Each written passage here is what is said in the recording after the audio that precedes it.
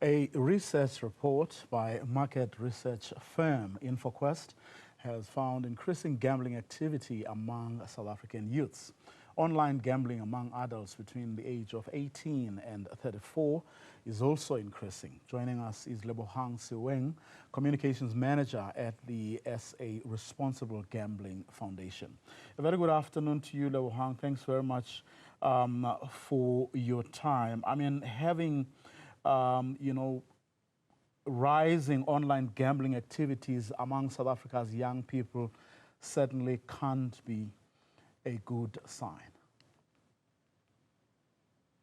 Well, yes, you are right. I think just to give it a little of background and context, pre-COVID-19, obviously the preferred mode of gambling in South Africa was what we call brick and mortar, which was casinos and sports betting outlets. And then when we went into 2019, 2020, into lockdown or hard lockdown, where obviously essential services were the only things that were operational at the time, a lot of people then started moving their preferred mode of gambling from land-based to online.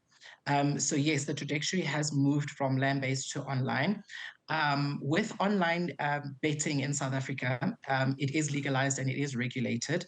According to the National Gambling Act of 2004, gambling under the age of 18 is illegal, whether it's online or land-based. So that's the first thing just to clarify when it comes to underage gambling. But what we've seen, again, pre or post COVID-19 and the lockdown, is that the face of the gambler has now become very younger.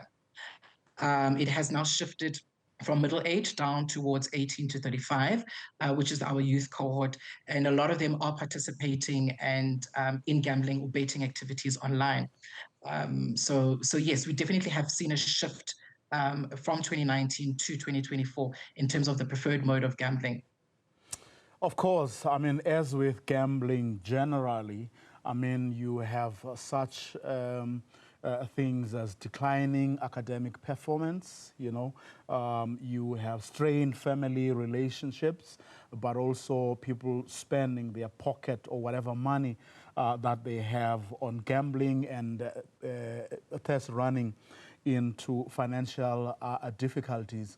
And it can only be worse for people 18 and younger, or around that age in any event.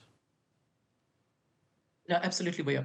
I think what we have a program called the Taking Risk Wisely School Program, which is aimed at school-going learners, and the whole purpose of the program is to actually educate learners about the risks associated with illegal underage gambling, because they shouldn't be doing it in the first place. In the first place. But irrespective of that, during the observations and the insights that we picked up during our Taking Risk Wisely program was that a lot of the socioeconomic issues drive these learners to be gambling illegally, whether it's through 5-feet dice or through themselves, or them creating online betting accounts using their parents' credentials, obviously who are over the age of 18. And there's a lot of issues, as I said, socioeconomic. Others are coming from child-headed households. A lot of them are reliant. There's a huge void of unemployment in the communities in which they come from. And so they use that as a means of making an income, even though it is illegal for them to be doing it under the age of 18. But over and above that, gambling, if it's done excessively, it can convert into an addiction. So it's a behavioral addiction. And if it's not managed correctly, it can have negative consequences on the family unit as well as the learners. Now, besides just creating awareness, what we also do is we have what we call a minor intervention, which is a psychotherapeutic intervention that we actually provide counseling and treatment to these learners. Because what we'd like to see happen is by the time they do get to the age of 18 and they can gamble legally, that their behavior is a bit managed and they'll be able to alter their behavior as, when they turn the age of 18, be able to gamble responsibly. But let's not also shy away from gaming and gamification. This is now your Xbox and, video games that kids learn, that play.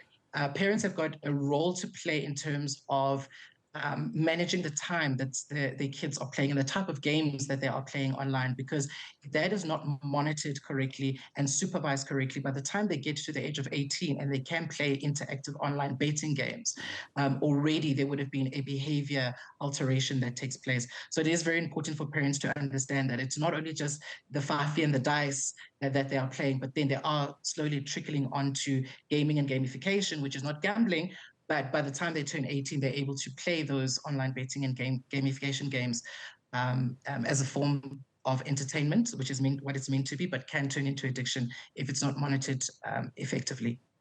Of course, I mean, parents are giving, their children, in fact, the rest of their families, free access to Wi-Fi. They give them gadgets because in the main they would like them to use them for school and all of that. But then these gadgets and the free Wi-Fi is what then is partly responsible or enables gambling and gamification. Absolutely. I mean, the access is there, but I think, again, it's just the monitoring of it. Monitoring access, monitoring gameplay. I think kids these days are not like how it used to be in the days where kids play outside and in parks and in the street. It's safer for them to be indoors. And I mean, what do they do indoors? Is to play games and Xbox and those type of things. So again, it's about monitoring that, because the same chemical reward system that happens in an adult when they are gambling and betting online is the same thing that happens with those that are under the age of 18. So if we don't monitor that correctly, as a society, as parents as well, again, we are breeding potentially young problem gamblers that are going to enter into the game or gambling space as they turn 18 and be able to engage in that activity, legally. Of course, I mean, where, the behavior doesn't stop, what are some of the ways to sort of crack the whip, so to speak? Again, prevention is better than cure. I'm sure you've heard of that.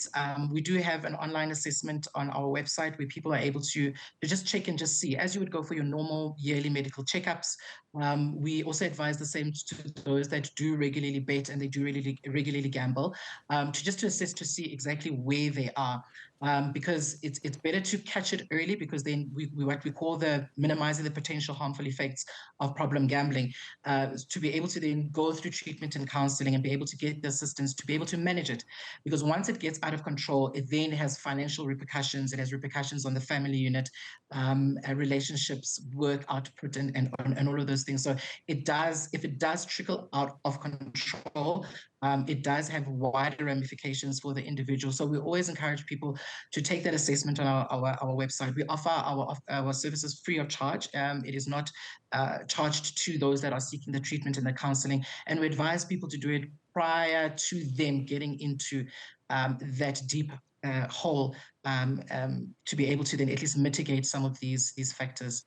Of course, and for parents not to forget also to employ parental control settings on the kids' devices to limit their access to gambling websites and apps, but also to, of course, continue monitoring your child's online activities.